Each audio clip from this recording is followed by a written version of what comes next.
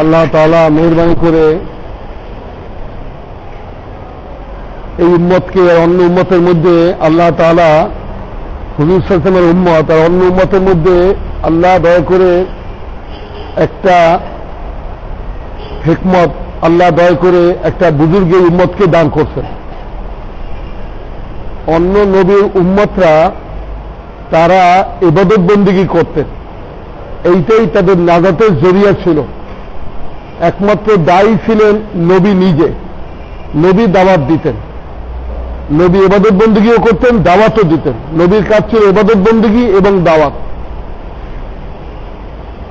তো এই জন্য যখন মূসা আলাইহিস সালাম সাগরের পারে ফেরাউনের লস্কর দ্বারা এরকমভাবে আক্রান্ত হইলেন, তো মূসা আলাইহিস সালামকে কম বলল যে আমরা তো ধরা পড়ে গেছি, পিছনে ফেরাউনের লস্কর, সামনে পানি, আমাদের তো আর নাজাতে কোনো রাস্তা নাই। তো তারা ঘাবড়ে গেল। মূসা আলাইহিস সালাম বলেন, কাল্লা, কখনো না, আমরা ধরা পড়ি নাই। এবারে কি বললেন? ইন্না মাইয়া রব্বি সায়াহদি, আল্লাহ আমার সাথে আছেন এবং আল্লাহ তাআলা আমাকে পথ দেখাবে। এখানে মূসা আলাইহিস সালাম নিজের দিকে ইশারা করছেন যে আল্লাহ তাআলা আমার সাথে আছেন। উলামায়ে কেরাম বলেন যে এখানে মূসা আলাইহিস সালাম পুরা বনী ইসরাইলের কথা বললেন না, কারণ মূসা আলাইহিস সালাম দায়ী ছিলেন দাওয়াতের সঙ্গে আল্লাহর মদদ, যে দাওয়াত দেয়, কারণ আল্লাহ নিজে দাওয়াত দেন, আল্লাহ ইয়াদু ইলা দারিস সালাম, আল্লাহ শান্তির ঘরের দিকে দাওয়াত দেন। হুজুর সাল্লাল্লাহু আলাইহি সাল্লাম 40 বছর ধরে ইবাদত করছেন, লোকে এত মহব্বত করছেন, বলছেন সাদিকুল আমিন, সত্যবাদী এবং আমানতদার। কওমের বিচার আচার হুজুর সাল্লাল্লাহু আলাইহি সাল্লাম করছেন না ভাই? হুজুর সাল্লাল্লাহু আলাইহি সাল্লাম জীবনে মিথ্যা কথা বলেন নাই, নবুয়ত পাওয়ার আগেও বলেন নাই, কোনদিন ধোঁকা দেন নাই, কোনদিন চুরি করেন নাই, কোনদিন জেনা করেন নাই, এমনকি কোনদিন উলঙ্গ হন নাই। ছোট বাচ্চাদের সাথে খেলতেছিলেন, বাচ্চাদের সাথে উলঙ্গ হয়ে খেলতেছে, আল্লাহ নবীকে বলে তুমি উলঙ্গ হও। আল্লাহ কুদরত দ্বারা হুজুর সাল্লাল্লাহু আলাইহি সাল্লামকে তন্দ্রার মধ্যে নিয়ে দিলেন, উনি তন্দ্রার মধ্যে পড়ে গেলেন, উনি উলঙ্গ হইলেন, আল্লাহ ওনাকে ইবাদত করলেন। তো হুজুর সাল্লাল্লাহু আলাইহি ওয়াসাল্লামের মতো ইবাদত কে করছেন? যে পাহাড়ের যে উপরে চূড়ায় উঠে ইবাদত করছেন। ওই জামানা আমাদের জামানার মধ্যে গাড়ি ঘোড়া চলতো না, শব্দ দূষণ ছিল না, ছিল বলেন? এই জামানা যারা হজে যায় তারা ওই জায়গায় ওই হেরা পর্বতের ওই চূড়ায় উঠতে সাহসই করে না। আমরা সাহস করি নাই, 10 জনে একজন হাজি সাহস করে না, 100 জনে একজন সাহস করে কিনা অত উপরে উঠতে। এখন তো কিছু রাস্তাঘাট না হইলেও মানুষজন চলতে চলতে একটু পথ হয়েছে, আগে তো তাও ছিল না। আল্লাহ নবী সাল্লাল্লাহু আলাইহি ওয়াসাল্লাম কিরকম ধ্যান করেওয়ালা ওই পাহাড়ের চূড়ে উঠে ধ্যান করছেন, কিরকম জিকির করছেন, কিরকম ধ্যান করছেন। খেদমতের লাইনে এত খেদমত যে তিনি হিলফুল ফুজুল করছেন, একটা সঙ্গ তৈরি করছেন, দাওয়াত দিয়ে একত্র করছেন। বলে এই জীবনে আল্লাহ নবী দাওয়াত দেন না? হ্যাঁ, দাওয়াত দিচ্ছেন, খেদমতের দাওয়াত দিচ্ছেন, ইমানের দাওয়াত দেন নাই। আসো আমরা খেদমত করি, বিধবার খেদমত করি, এতিমের খেদমত করি, মিসকিনের খেদমত করি, পথিকের খেদমত করি। তো সবাইকে একত্র করে খেদমতের জন্য সঙ্গ তৈরি করছেন। তো ইবাদত, খেদমত সবই তো নবীদের ছিল, সিফাত সব ছিল। আল্লাহ এরপরে হুজুর সাল্লামকে নবুয়ত দিলেন। নবুয়ত দেওয়ার পরে আল্লাহ তাআলা হুকুম করেন কি? দাওয়াত দাও, কুম ফাআনজির, উঠো, কওমকে দর দেখাও, আমার কথা বলো, আমার বরত্ব বয়ান করো। তো হুজুর সাল্লাল্লাহু আলাইহি ওয়াসাল্লাম দাওয়াত দেওয়া শুরু করলেন। আবু বকর রাদিয়াল্লাহু আনহু দিন কবুল করছেন। তা আবু বকর বুঝছেন যে এই উম্মতের দায়িত্ব ইবাদত আর দাওয়াত। পরের দিন গেছেন দাওয়াত দিয়া 4 জনকে নিয়ে আসছেন, রাসূলুল্লাহ এই আমার কামাই। তারপরের দিন গেছেন 5 জনকে নিয়ে আসছেন, রাসূলুল্লাহ এই আমার কামাই। 2 দিনে 9 জনকে নিয়ে আসছেন যারা ইসলাম কবুল করছে। এখন ওই জামানায় যে ইসলাম কবুল করতো সে দাওয়াত দিত। উম্মে শরিকা রাদিয়াল্লাহু আনহা একজন মেয়ে লোক, সে ইসলাম কবুল করতে, সে দাওয়াত দেয়। দাওয়াত দিতে দিতে তার দাওয়াতে বলে খোলাফায়ে রাশিদিনের 4 জনের মধ্যে 2 জন ইসলাম কবুল করছেন মেয়ে লোকের দাওয়াতে। দাওয়াত এটা তারা বুঝতেন যে ইমানের দাওয়াত দেওয়া। হুজুর নবুয়তের আগে খিদমতের দাওয়াত দিয়েছেন, আর নবুয়তের পরে ইমানের দাওয়াত দিয়েছেন। ইয়া আইয়ুহান নাস কুলু লা ইলাহা ইল্লাল্লাহ তুফলিহুন, ইমানের দাওয়াত দিয়েছেন। লোকে আজকে মনে করে দাওয়াত বোধহয় তবলিগীদের প্রোগ্রাম। আল্লাহ মাফ করে, উম্মতের আজ দিন হারাইতে হারাইতে অপরিচিত হইতে হইতে এরকম অপরিচিত হয়ে গেছে, এখন মনে করে কি উম্মত দাওয়াত এবং খুরুজ ছাড়া দিন মনে করে। বুঝলেন না দাওয়াত কি? একজনে আমি এক হাজী সাহেবের কাছে গাছতে গেলাম, উনি অ্যাডভোকেট, ঢাকায় বাড়ি আছে, খুব ইবাদত বন্দেগী, মাথায় পাগড়ি পরে অ্যাডভোকেট, ঢাকার কোর্টে অ্যাডভোকেট, দাড়ি টুপি, হজ করা, ইবাদত। তো বারবার গাছতে গেছে, চাচা চলেন চিল্লাই। শেষে একদিন আমাকে বলতেছে, আচ্ছা কিছু মনে করবে না, আচ্ছা চিল্লাই দিয়ে কি হবে? তুমি জানো যারা চিল্লা দিয়ে তার সাথে আমি ইবাদত বেশি করি, আমি জালসাতকে বেশি করি, আমি তাহাজ্জুদ পড়ি, আমি চাষ পড়ি, ইশরাক পড়ি, আওয়াবিন পড়ি, তাহাজ্জুদ পড়ি, হজ করছি, যাকাত দিই, ইসলামে এমন কোনো আমল নাই করি না। তাবলিগে নতুন কি শিখাবে? কি নতুন আছে? ইসলাম সব আমি করি। আমি লোকদেরকে মিলাই দিই, কোর্টে লোক আসলে বিচার করতে দুই মক্কেলরা আসে, মক্কেলদেরকে আমি দায়িত্ব মিলাই দিই, কোন কেস নেই না। আমি তো সবই করি। এখন ওরা কি বুঝানো? তো আমার সঙ্গে যিনি ছিলেন উনি বলেন, চাচা একটা কথা বলি, দেখেন রাস্তার যে চৌরাস্তার মাথায় ট্রাফিক পুলিশ দাঁড়াই থাকে, ট্রাফিক পুলিশ দাঁড়াই থাকে, তার দায়িত্ব ডানে বামে সিগন্যাল দেওয়া, লোকদেরকে গাড়ি ডাইনে বামে পাস করা। ট্রাফিক পুলিশ যদি মনে করে লোকজন অ্যাক্সিডেন্ট করলে এখানে ব্যান্ডেজের দোকান দরকার, অ্যাক্সিডেন্ট করলে কি অবস্থা হবে? তুমি ট্রাফিক পুলিশের দায়িত্ব বাদ দিয়া এখন ব্যান্ডেজের দোকান খুলছে ওই রাস্তার মোড়েই, নাম দিছে আদর্শ ব্যান্ডেজের দোকান, সুলভ মূল্যে ব্যান্ডেজ করা হয়, বুঝলেন না? এখন গাড়ি ঘোড়া অ্যাক্সিডেন্ট করতেছে, লোকজন হাত ভাঙতেছে, পা ভাঙতেছে, কোমর ভাঙতেছে, ওনার ওখানে নিয়ে যায়, উনি খুব সুন্দর ট্রিটমেন্ট করে, এত যত্ন। এখন পুলিশের সুপার আছে খোঁজ করতে যে ওই রাস্তার মোড়ে এত অ্যাক্সিডেন্ট করতেছে কেন, দেখলে ট্রাফিক পুলিশ জায়গা মতো নাই। বল তুমি কোথায়? বলে আমি তো ব্যান্ডেজের দোকান খুলে যত্ন করতেছি, লোকে অ্যাক্সিডেন্ট করলে হাত পা ভাঙলে তাও আমি ব্যান্ডেজ করবো। এই পুলিশ, এই ট্রাফিক পুলিশ দেশের কানুন হিসাবে ওই সুপারের কাছে দোষী সাব্যস্ত হবে, নির্দোষ সাব্যস্ত হবে। কেন বলেন? আরে তুমি আসল মাত্র করো নাই, ব্যান্ডেজ তো পরে, পাও ভাঙছে তো পরে, কি বলেন? তুমি সিগন্যাল দিতে পাওয়াই ভাঙতে না, আসল কাম কেন করো নাই? চাচা এই আমার ওই ভাই বুঝাইতেছে, চাচা যদি মক্কেল আসলামে বিচার করেন, কিন্তু মক্কেল তো মারামারি করে বাড়িতে, কি বলেন? মক্কেল লোকে গন্ডগোল করে বাড়িতে, তো আপনি ওই বাড়িতে গিয়ে দাওয়াত দেন যাতে ওরা গন্ডগোল মারামারি না করে। আপনি মিলাই দিলে আবার গিয়ে মারামারি করবে, করবে কি করবে না? তো লোকদের বিগড়ে গেছে, যে উৎসে লোক বিগড়েছে ওখানে গিয়ে দাওয়াত দেন। নবীদের বুঝলেন, নবীরা যে মজলিস করছেন এইটা কম, নবীরা মানুষের দুয়ারে গেছে এইটা বেশি, মানুষের দুয়ারে গেছে।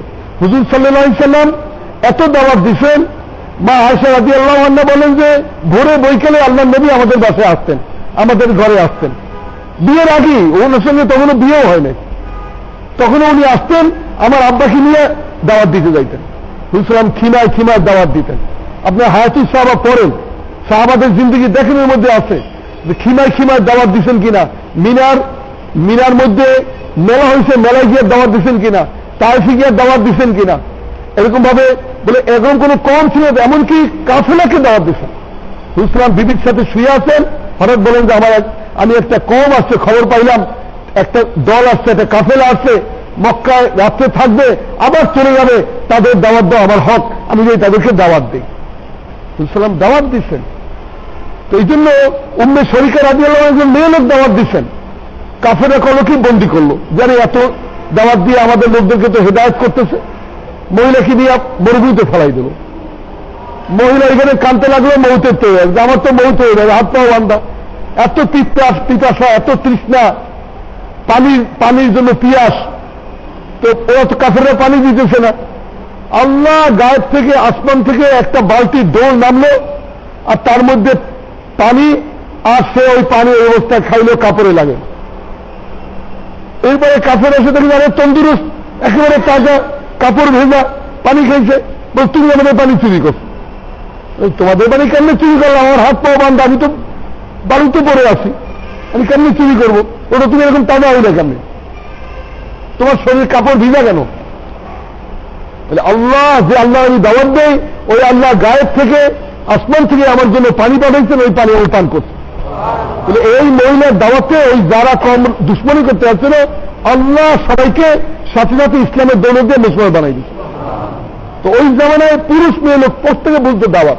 এই জামানায় দাওয়াত ছাড়া ইবাদতকে দিন মনে করে। দাওয়াতের দ্বারা দিন জিন্দা হয়, ইবাদত জিন্দা হয়। এরকম ভাবে বলছেন যে সাহাবা আজমাইন আল্লাহ রাস্তায় বের হয়েছেন, আমাকে গতকাল একজন বুঝাইতেছে, বলছে উনি তো সাহাবারা তো বের হইতে মানুষকে কতল করার জন্য। আমি বললাম যে তাহলে হুজুর সাল্লাল্লাহু আলাইহি সাল্লাম কেন ওই গনিমত কবুল করেন নাই, যে গনিমত দাওয়াত না দিয়া মানুষকে কতল করে নিয়ে আসছিল সাহাবারা? হুজুর কবুল করেন নাই কেন? বলছেন না, তোমাদেরকে দাওয়াত দেওয়া করে পাঠাইছে। দাওয়াত আগে, দাওয়াত যদি কবুল না করে এরপরে মুসলমানদের কাফেরদেরকে সময় দেওয়া হইতো, আসলিম তসলিম, ইসলাম কবুল করে শান্তি পাইবা। দ্বিতীয় সত্য দেওয়া হইতো কি, ঠিক আছে ইসলাম কবুল করবে না, যাও তুমি তোমার পরিবার ছেলে মেয়ে নিয়ে তোমার ধর্মের মধ্যে থাকো, কিন্তু মুসলমানদের অধীনতা স্বীকার করার জন্য কিছু জিজিয়া কর দাও, কিন্তু ওই কর আমরা আমাদের কি বলে ক্যাপিটালে, আমাদের রাজধানীতে দেব না, ওই করের পয়সা এই দেশেই তোমাদের জন্য খরচ করব। আর আমি যে এখানে হুকুমত করতেছি, গভর্নরি করতেছি, আমি তোমার দেশ শাসন আমরা করতেছি, আমরা তোমাদের কাছে পয়সা নেব না, আমরা নিজেরটা খাইব, নিজেরটা চলবো, আমরা কোনো বেতন লইব না। এইরকম শাসন করছেন। প্রজাদের দ্বারা রাজা চলেন নাই, ওমর রাদিয়াল্লাহু আনহু প্রজাদের দ্বারা চলেন নাই। আবু বকর যখন জানি ছিলেন তারা ফেরত দিয়ে গেছেন মৌতের আগে। তো যাই হোক, একথা তো এরপরে শেষে দ্বিতীয় শর্তে যদি কাফেররা না মানত, তখন বলতো যে ময়দানে আসো, ময়দানে যুদ্ধ হবে। ময়দানে যারা মুসলমানদের যুদ্ধে হাতিয়ার তুলত তাদের সঙ্গে মুসলমানরা কতল করতেন। কিন্তু এই মুসলমানরা গিয়া তাদের শহর আক্রমণ করতেন না, তাদের 2 বাচ্চার ছেলে মেয়েকে তাদের ঘরে আগুন দিতেন না, তাদের ইজ্জত নষ্ট করতেন না। যেটা আল্লাহ মাফ করে, দুনিয়াতে যে যুদ্ধ বিগ্রহ হয়, তো যারা জয়লাভ করে আর যারা পরাজয় বরণ করে তাদের উপর যে পাশবিক অত্যাচার করে, মুসলমানরা কোনদিন তা করতেন না। এই জন্য মুসলমানের দাওয়াত দেওয়া নিয়তে যাইতেন। মুরব্বীরা বলেন, আরে দাওয়াত দেওয়া এইরকম যেন অজু করলে বলেন নাই, অজু করলে বলে শরীরের ময়লা বাইরে হয়ে যায়। আর কাফেরকে কতল করা এরকম যেন বসে যে তায়াম্মুমের মতো। তায়াম্মুম জরুরতে করে, প্রয়োজন যখন পানি নাই, ইন্তজাম নাই, নামাজের রক্ত চলে যাচ্ছে, তখন এজন্য আসে বলে যে ধুলা গায়ে লাগে। কি বলে তায়াম্মুম মানে কি? ধুলে গায়ে লাগে না, নাক মুখে লাগে না। তো অজুতে ময়লা যায় আর তায়াম্মুমে ময়লা গায়ে লাগে, কিন্তু পরিবেশ পরিস্থিতির কারণে কোনো সময় আল্লাহ রাসূল ইজ্জত দিচ্ছেন, আল্লাহর হুকুম ফয়সালা করছেন যে ঠিক আছে তায়াম্মুম করো। তো কতল কাতল করা এইটা ইসলামে সর্বশেষ ছিল। যেমন চিকিৎসার মধ্যে সর্বশেষ অপারেশন। কারণ একজন বুঝাইতেছে, আমরা না ভাই দাওয়াত, হুজুর দাওয়াতের জন্য হুজুর তলোয়ার উঠেন নাই। পুরা মক্কা শরীফে হুজুর সাল্লাল্লাহু আলাইহি ওয়াসাল্লাম মুসলিম ছিলেন, মদিনা মুনাওয়ারা গেছেন, হুজুর নিজে মক্কা শরীফ আক্রমণ করেন নাই, মক্কাওয়ালারা মদিনা পর্যন্ত চলে গেছে। বুঝলেন এই যে জায়গাটা কি বলে বদর মদিনা শরীফের কাছে, মক্কা শরীফের কাছে না। তো ভাই দোস্ত বুজুর্গ, যাই হোক, কোথায় ভাই, ওহদ কোথায়? ওহদ তো মদিনা মুনাওয়ারায়। ওহদ কোথায়? কাফেররা মক্কা শরীফ থেকে 300 কিলোমিটার দূরে মদিনা মুনাওয়ারা গিয়া মুসলমানদেরকে আক্রমণ করছে। এরপরও হুজুর সাল্লাল্লাহু আলাইহি ওয়াসাল্লামকে আল্লাহ কুদরত দ্বারা যখন ইসলামের ইজ্জত দিলেন, মক্কা শরীফ জয় হইল, তা হুজুর আকবার সাল্লাল্লাহু আলাইহি ওয়াসাল্লাম বাইতুল্লাহ দুয়ার ধরে দাঁড়িয়ে বলতেছেন যে আমাকে তোমরা ওরকম পাইবা যেরকম ইউসুফ আলাইহিস সালাম তার ভাইদের সঙ্গে যে মুআমালা করতেন। হুজুর মাফ করে দিলেন। ভাই দোস্ত বুজুর্গ, এই জন্য হুজুর সাল্লাল্লাহু আলাইহি ওয়াসাল্লাম হেদায়েতের নিতে বলে ওহাসি যে আল্লাহ নবীকে কতল করছে। কি বলে? আল্লাহ নবীকে যে কতল, আস্তাকুল্লাহ, মানে আল্লাহ নবীর চাচাকে যে কতল করছে, হামজা একজনকে যে কতল করছে, ওই হামজাকে কাতলকেও হুজুর সাল্লাল্লাহু আলাইহি ওয়াসাল্লাম তার হেদায়েতের ফিকিরে পাহাড়ে লুকাইছিল, ওইখানে লোক পাঠাইছে। ওইখানে লোক পাঠাইছেন, তিনবার পাঠাইছেন, তিনবার সে আসে নাই, বরং সে বলছে যে আল্লাহ আমাকে যে মাফ করবে এটা আমি বুঝতে পারতেছি না। তো আল্লাহ বারবার কয়েকশো আয়াত নাযিল করছেন, শেষকালে নাযিল করছেন লা তাকনাতু মির রাহমাতিল্লাহ ইন্নাল্লাহ ইয়াগফিরু যুনুবা জামিয়া, সবগুলো মাফ করে দেবে। এরপরে ওয়াসি এসে ইসলাম কবুল করছে। এরপরে আল্লাহ নবী তার দিলে ইনসান হিসেবে ব্যথা ছিল, তো ওয়াসিকে বলছে বাবা তুমি ভালো হয় যে তুমি আমার একটু পিছনে মজলিসে আমার পিছনে একটু বসো, কারণ তোমাকে দেখলেই আমার চাচা সে হত্যা মনে ওঠে। আর চাচাকে হত্যা করে নাই, শুধু কতল করে নাই, এত পাশবিকভাবে অত্যাচার করছে, তার কলিজার টাইনিয়ে বার করছে, ওইটাকে গলায় লাগাইছে, মহিলা ওইটার উপর ওনার বুকের উপর নাচছে আর গান গাইছে, ফুর্তি করছে, এরকম অত্যাচার করছে। ভাই দোস্ত বুজুর্গ, তো হুজুর সাল্লাল্লাহু হুজুর সাল্লামের জামানায় দুটো দিন আমি বুঝতে চাই না, হুজুর সাল্লাম ইমানের দাওয়াত দিচ্ছেন, এইটা নবুয়তের মাকসাদ ছিল।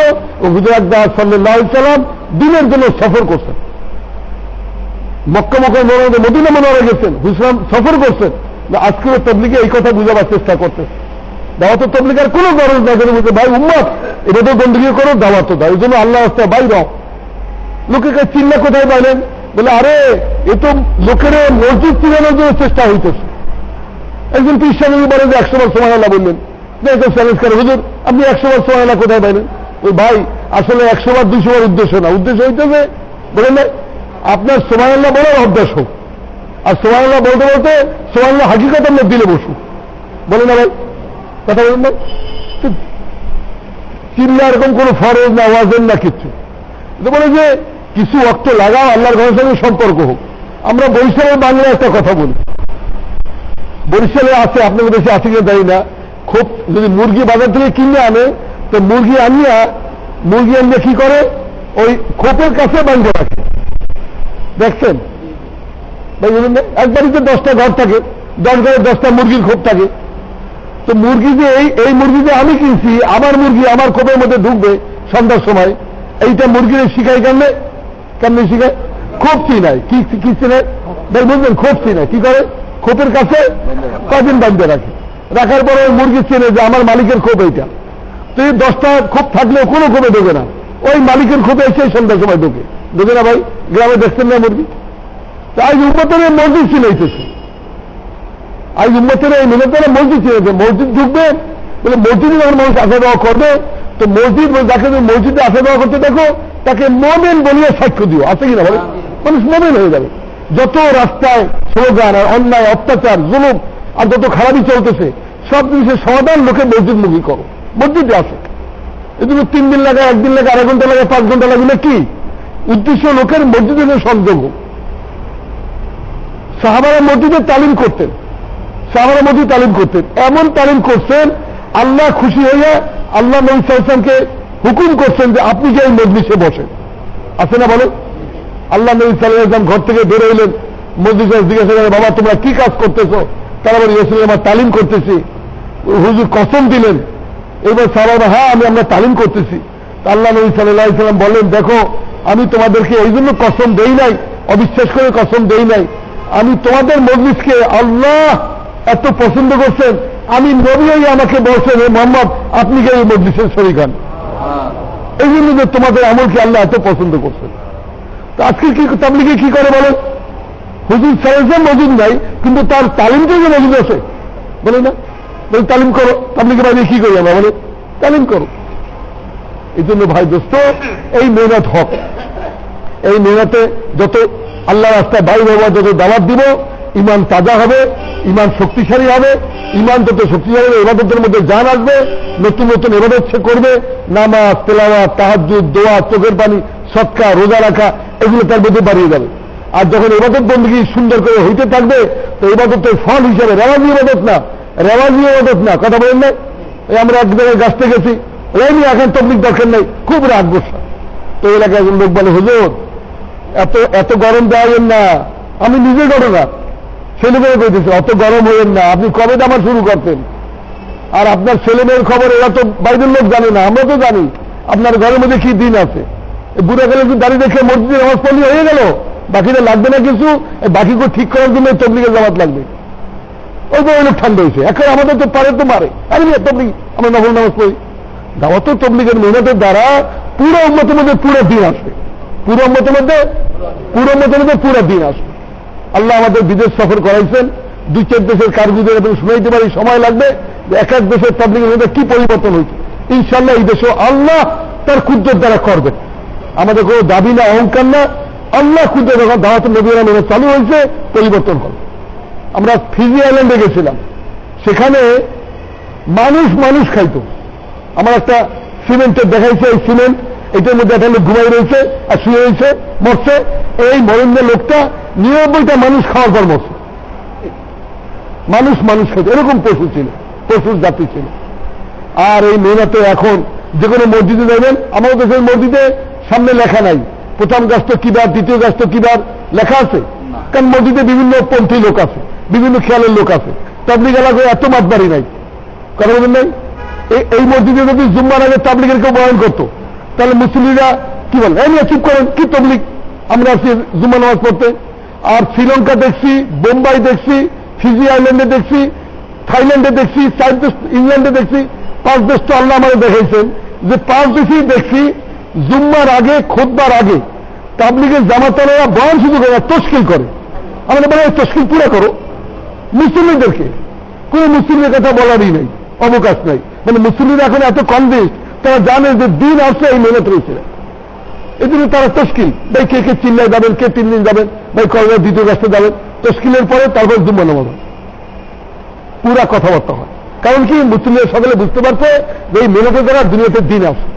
ফিজি আইল্যান্ডের লোকেরা বুঝতে পারছে, শ্রীলঙ্কাতে আল্লাহ আমাকে 77 সনে নিয়েছিলেন, আমি আপনাদের এই মহল্লার সময় থাকতাম, তার আগে গেছিলাম 77 সনে।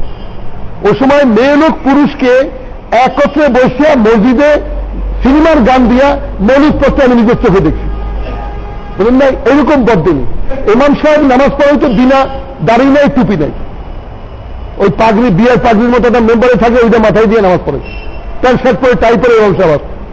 মুয়াজ্জিন সাহেব হাফ প্যান্ট পরে মসজিদে ঘুরতেছে। গ্রাম মুফতির কাছে গেছি, যে মুফতি সাহেবের দাড়ি নেই, মাদ্রাসায় একজনের দাড়ি নেই, এইটা আমি নিজের চোখে দেখছি। আর সেই শ্রীলঙ্কা এখন তারা বলে যে আলহামদুলিল্লাহ আমাদের তো গড়পড়তায় এখন 80-90 ভাগ মেয়েরা বোরখা পরে, 80-90 ভাগ পুরুষ জামাতে নামাজ পড়ে। এরকম পরিবেশ পরিবর্তন হয়ে গেছে আমাদের দেশে। তো সেই হিসাবে কেন আল্লাহর কোন ফয়সালা, কি দুর্বলতা আমার দেশে সেই পরিমাণ এখনো আগায় নাই। বিদেশি জামাত আসলে 80 তো হাজার জামাত, কিন্তু তারা আফসোস করে যে তোমার দেশে যা শুনে আসি সেরকম দেখি না। পাবলিক এখনো মেয়ে লোকের বেহায় বেপর দেখি। বোম্বাইতে গেছি, বোম্বাই একটা নাচ গানের শহর, যারা এই দেশের আল্লাহ মাফ করে আফ্রিকা গেছি, সেখানে কি দেখি যে এই বোম্বাইয়ের গান চলতেছে। সেই বোম্বাই শহরে মুসলমান মেয়েরা 90 ভাগ মেয়েরা এখন বোরখা পরে। আর সেই বোম্বাই সাথীরা আমাকে কানে কানে জিজ্ঞেস করছে, বলে যে তোমাদের দেশে যে ঢাকা শহরে যে বেহাই দেখে আসছি, তো আমরা এটা আশা করি নাই, একটু কি কমছে, তোমরা কি মেহনত করো না, তোমরা কি মাস্তুরাত জামাত চালাও না, তোমরা কি পুরুষের মধ্যে মেহনত করো না, তোমাদের দেশে যে বেহাই দেখে আসছে। এই জন্য ভাই দোস্ত বুজুর্গ, এটা পরিতাপের ব্যাপার, আফসোসের ব্যাপার। আমাদেরকে চৌকান্না হওয়া দরকার, এই কামকে কাম হিসেবে গ্রহণ করা দরকার। এই কাম কি চায়? না ভোট না নোট, কি বলেন? কি চায়? না নোট না ভোট, বলেন না? আপনার পয়সা পেলে তো সবচেয়ে পয়সা দেওয়ার সুযোগ ছিল টঙ্গীর ময়দানে, কি বলেন? যে ভাই এত লক্ষ বাস ভাঙছে, এত লক্ষ বাস, এত হাজার বাস জ্বালাইছে, ভাই এত মাগনা জ্বালাই নাই, পয়সা খরচ হয়েছে, কিছু কিছু করে দেন। চাইতে পারে কি? পারতো কি পারতো না? 67 সনে প্রথম ইস্তেমা হয় টঙ্গীর পাগারে, আর এই বছর 2012-তে ইস্তেমা হয়েছে। তারা কম বেশি সব ইস্তেমায় আল্লাহ দয়া করে আমাকে থাকার তৌফিক দিচ্ছেন। আজ পর্যন্ত কোন ইস্তেমায় একটা পয়সা কোন মুরব্বীরা চায় না। চাইছে বলেন তো? তারা তো পয়সা চায় না, এটা প্রমাণ হয়ে গেল। তারপর দ্বিতীয় হইতেছে ভোট, ইলেকশন, পদ পজিশন, মন্ত্রী মিনিস্টার হওয়ার, কি বলেন? চাইছে আজ পর্যন্ত? তো মানুষের দুইটার লুবি, দুইটার পাগল, হয় পয়সার, কি ভাই আবারুক ভাই, হয় পয়সার পাগল, আর তা না হইলে পয়সা হইলে তখন চায় একটু পদ পজিশন, সম্মান। এটাও তাবলীগে চায় না। বলে এটা কি চায়? ইত্তাবিউ মাল্লা ইয়াসআলুকুম আজরান ওয়া হুম মুহতাদুন। আল্লাহ কোরআনে বলে দিচ্ছেন, কি বলেন? তোমরা ওই লোকদেরকে ইত্তেবা করো যারা তোমাদের কাছে কোনো, কি বলেন, লা ইয়াসআলুকুম, তারা কোনো বদলা চায় না, ওয়া হুম মুহতাদুন, হেদায়েত প্রাপ্ত। আল্লাহ কোরআনে বলছেন সূরা ইয়াসিনের 22 পারার শেষ আয়াত। আর কি আছে, কি বলেন? অন্য জায়গায় আল্লাহ তাআলা বলছেন নবীদের গুণ আল্লাহ বয়ান করছেন যে তারা বলে ইন আজরিয়া ইল্লা আল্লাহ, আমরা আল্লাহ ছাড়া আর কিচ্ছু চাই না, আমরা আল্লাহকে চাই। এই জন্য ভাই দোস্ত, আমরা বুঝি আর না বুঝি, মানি আর না বুঝি, কাজ হক, এটা নবী আলা মেহনত। আল্লাহ বোঝার এবং করার তৌফিক দান করেন, এই হক আদায় করার তৌফিক দান করেন। এই জন্য ভাই ওয়াক্ত লাগাইতে বলে, এক ওয়াক্ত লাগানো চিল্লা 4 মাস বিদেশ সফর, একটা একটা লাগাইতে থাকি, সফর করতে থাকি। আল্লাহ কুদরত দ্বারা ছেলে মেয়ে বিবেচনার মধ্যে দিনদারি নিশ্চিত করবেন, আল্লাহ হেফাজত করবেন। তিন কিসিমকে আল্লাহ হেফাজত করবেন, আল্লাহর জিম্মায় সে মুনতাকাবা দিশে আছে। এক, যে ব্যক্তি আল্লাহ রাস্তায় বাইরে হয়ে গেল, সে আল্লাহর জিম্মায়। যদি সে হায়াত পায়, বাচ্চা আসে, তো গাড়ি হয়ে ফিরে আসবে, গরিমত নিয়ে আসবে। মৌত হয় তো আল্লাহ ওয়াদা করছে আমি তাকে জান্নাত দিয়ে দেবো, মুনতাকাবা দিশে আছে। দ্বিতীয়, যে ব্যক্তি মসজিদে প্রবেশ করছে, সে আল্লাহর আমানে, আল্লাহর জিম্মায়।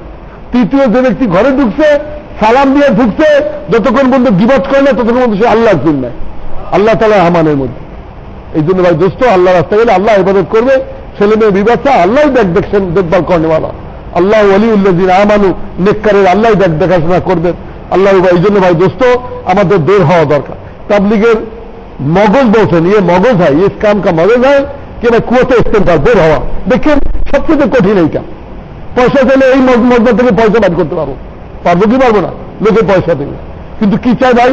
পয়সা চাইলে আমার পকেটে, আর ওয়াক্ত লাগলে আপনার জিন্দগিতে। পয়সা চাইলে কোথায় যাবে? আমার পকেটে যাবে। আর যদি আপনি ওয়াক্ত লাগান তো কি দিনদার নেককার হয়, কি ঠিক কিনা বলো?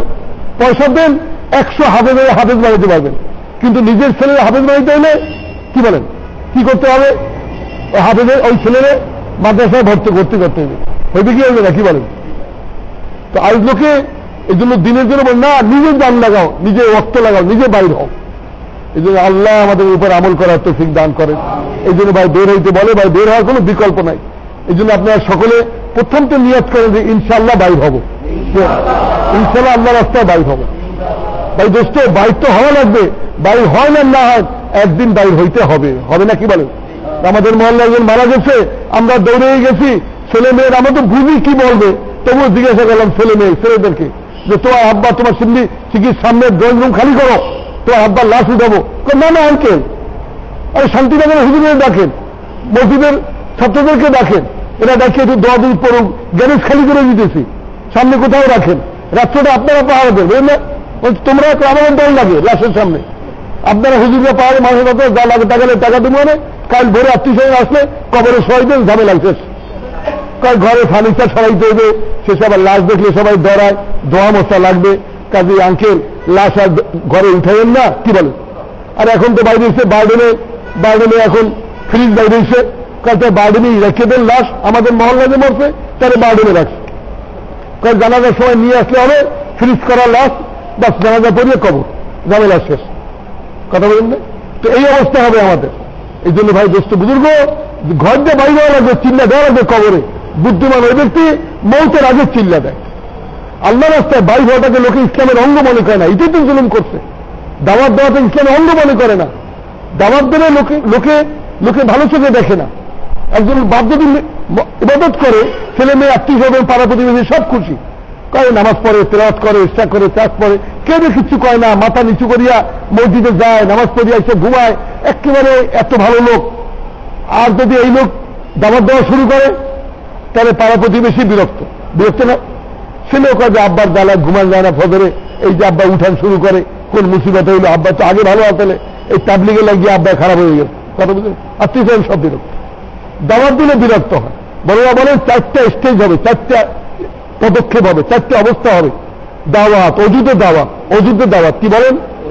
দাওয়াত অজুতে আসবে, যেই দাওয়াত দেওয়া শুরু করবে, দ্বিতীয় কিছু লোকে আল্লাহ কুদরত দ্বারা হেদায়েত দিবেন, এটা আল্লাহর কুদরতি মহাবেলা, হেদায়েত পাবে, কিছু লোকের জিন্দগি পাল্টাবে।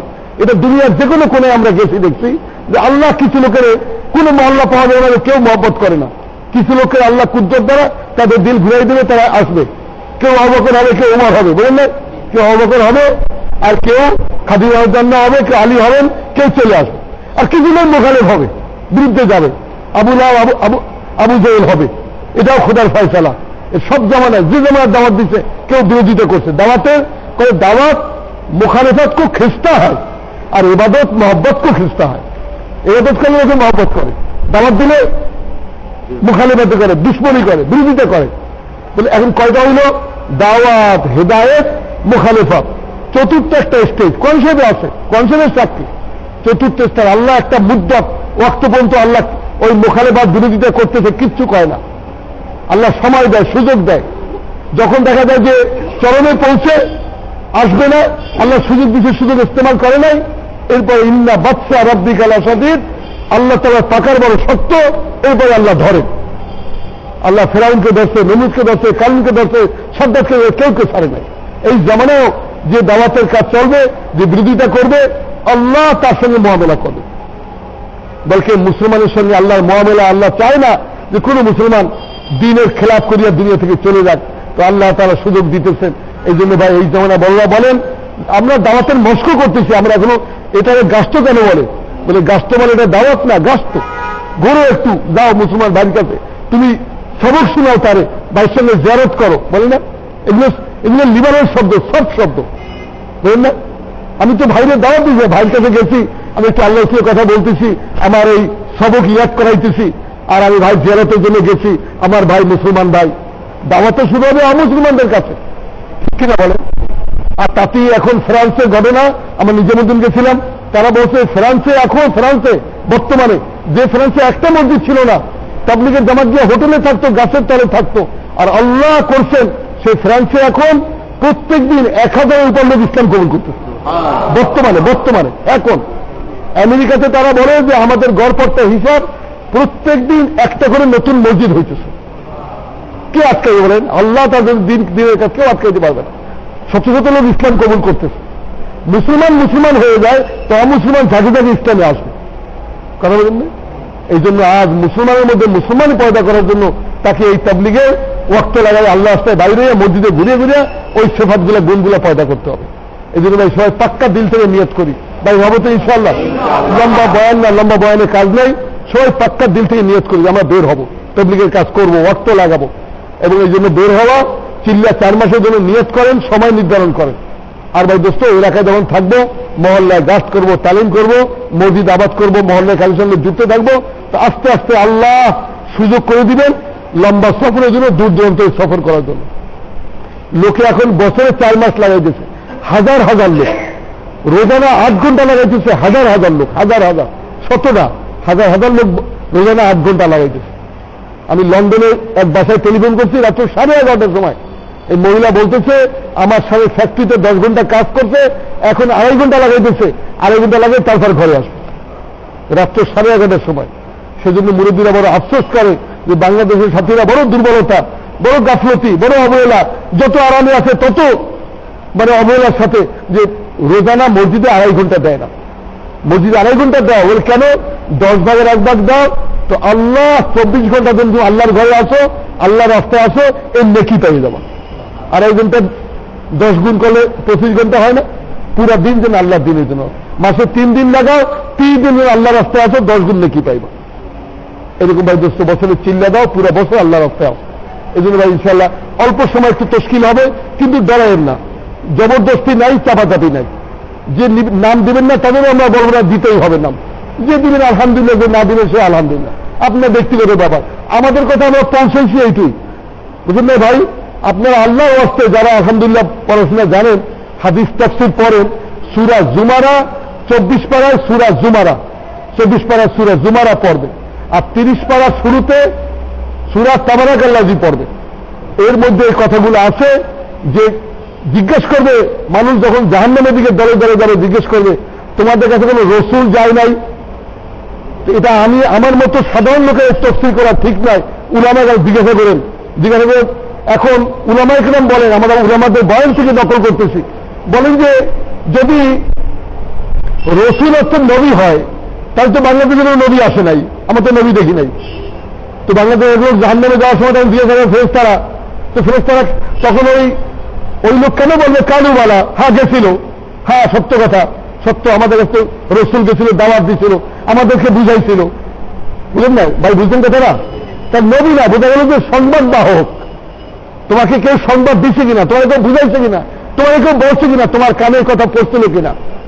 তো সে বলবে কালুবালা, হ্যাঁ পড়ছিল, কিন্তু তাদের কথার পাত্তা দেয় নাই, মিথ্যাবাদী সাব্যস্ত করছি, তাদেরকে আমরা মিথ্যাবাদী মনে করছি, দাম দিই নাই। কথা বলেন? এই জন্য বড়রা বলেন আমার আলাইনা ইল্লাল বালা, কথা পৌঁছাও মানুষের কানে কথা পৌঁছাই দাও, করে না করো তার এখতিয়ার, সে তার কবরে যাবে, তার হাসর তার, সে তার তৈরি করবে। এই জন্য আপনার অনেকে করেন আমি তবলিগ পছন্দ করি না, ওই তবলিগ বন্ধ করেন না, তা আপনি রক্ত লাগান, ভিতরে ঢুকে দেখেন, কাছে আন, তাহলে বুঝতে পারবেন। আল্লাহ সবাইকে আমল করতেছেন। ভাই তশকিল করেন না? ভাই তশকিল বলি ভাই। জি ভাই, কে কে ইনশাআল্লাহ কার কবে নিয়ে চিল্লায় যাব, কবে যাবেন, কত সময়ের জন্য যাবেন, একটু তশকিল হোক। আব্দুল কাইম, কবে যাবেন, কত সময়ের জন্য যাবেন, একটু দাঁড়াই নাম লেখেন। দাঁড়াই নাম লেখাও সুন্নত, শাহবাজ মাইল লিখছেন, ইনশাআল্লাহ বের হওয়ার আরো তৌফিক দান করুন। কি নাম? আব্দুল মালিক ভাই, মোহাম্মদ জিম্মাদার, মার্চের লাস্ট উইকে। এই তো ভাই নাম লেখেন, আল্লাহ বের হওয়ার তৌফিক দিবে। যে দাঁড়াইবেন আল্লাহ তাকে বের হওয়ার তৌফিক দিবে। যে দাঁড়াইবেন বলে আমি আল্লাহ আমি দাঁড়াইছি, তুমি আমাকে চালাও, কি বলেন? দাঁড়াই, এটা ওয়াদা না, ইরাদা, উমরান। যে এটা ওয়াদা না, বিলকুল ওয়াদা না, ইরাদা, নিয়ত।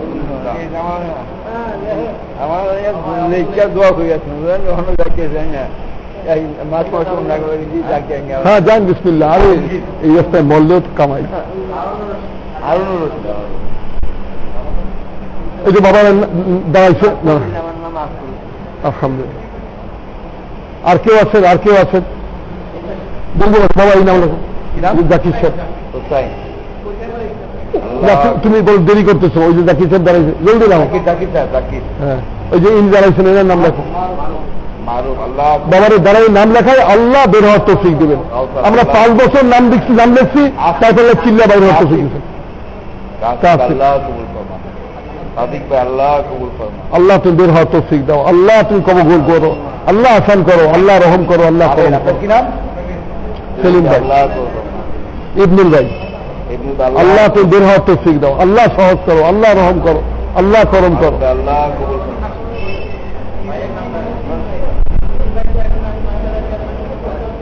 তিন চিল্লায় চলতেছে ভাই, কি বলেন দেখেন আপনাদের সামনে বধির ভাইরা কিভাবে আল্লাহ আসতে বক্ত লাগে, সামনে দেখেন।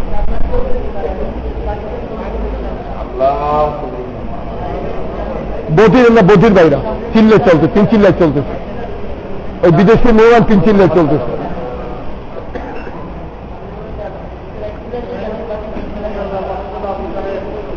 আবু তাহের ভাই তিন চিল্লা, আলহামদুলিল্লাহ।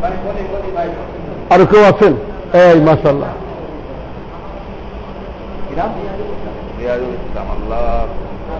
আমিন। আর কি ভাই? হ্যাঁ, ওই 40 দিন করেন, 40 দিনই কাল, 40 দিন। আচ্ছা, আমিন। আল্লাহ তুমি কবুল করো। শামসুল আলী শিকদার, আল্লাহ তুমি মেহরবানি করে কবুল করো, আল্লাহ তুমি। আমি সাধারণ ভাই, ভাই তবলিগের ঠকাইন না, নিজে ঠকবেন। তবলিগের কোন ঠক নেই, এ ঠকে না। মসজিদ ঠকে না, মসজিদ ঠকে না, ঠকে নিজে। আমি মসজিদে না আসলে নিজের ঠক, তবলিগে না গেলে আমার ঠক, তবলিগের ঠক নেই। আপনি আমাদের না বের হই, তাতে এই কাজের কোনো ঠক নাই, বুঝলেন না? হাত সার 4 মেহমান, থাইল্যান্ডের মেহমান, প্রত্যেক বছর 4 মাস লাগাবে।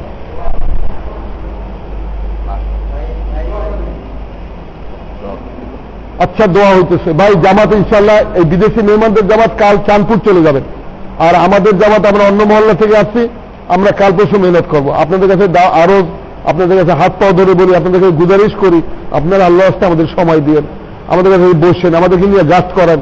ভাই দোস্ত, মানুষের দুয়ারে ঘুরতে ঘুরতে ঘুরতে ঘুরতে বলে পাও ব্যথা হয়ে যাও, কান্না আসবে চোখের মধ্যে। আল্লাহ কুদরত দ্বারা মানুষের দিল গলাইয়া অসম্ভবকে সম্ভব করে দেখাই দেয়। যে মসজিদের বিরুদ্ধে, ওই লোকের আল্লাহ মসজিদমুখী করে দিবেন, আল্লাহ তাআলা পরিবেশ পরিবর্তন করে দিবেন। এই জন্য ভাই, মানুষের দুয়ে দুয়ে খরাতের মতো ঘোরা বহুত বড় জরুরি। আপনাদেরকে হাত পাও ধরি, আপনি একটু আমাদের নিয়ে এলাকায় আমাদের কত অ্যাপার্টমেন্ট, কত হাজার হাজার লোক বাস করে, এদের দুয়ারে যাওয়া দরকার। আল্লাহ সবাইকে আমল করার তৌফিক দান করেন। আল্লাহুম্মা আমিন। আল্লাহুম্মা লাকাল হামদু কামা আনতা আহলুহু, ফাসাল্লি আলা মুহাম্মাদিন কামা আনতা আহলুহু, ওয়া ফাআল বিনা মা আনতা আহলুহু, ফাইন্নাকা আনতা আহলুত তাকওয়া ওয়া আহলুল মাগফিরাহ, ওয়া ইলাহুকুম ইলাহু ওয়াহিদ, লা ইলাহা ইল্লা হুয়ার রহমানুর রহিম, লা ইলাহা ইল্লা আনতা সুবহানাকা ইন্নী কুনতু মিনাজ জালিমিন। আয় আল্লাহ, আপনি আমাদেরকে মাফ করেন।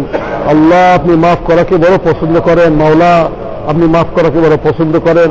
আমাদের মধ্যে যার হাত দোকানকে পছন্দ করেন মাওলা, খাস করে বিদেশি মেহমান, আল্লাহ কথা বলতে পারে না, তারা আপনার রাস্তায় চলতেছে, মাওলা তাদের উসিলা হইল আপনি আমাদেরকে মাফ করে দেন।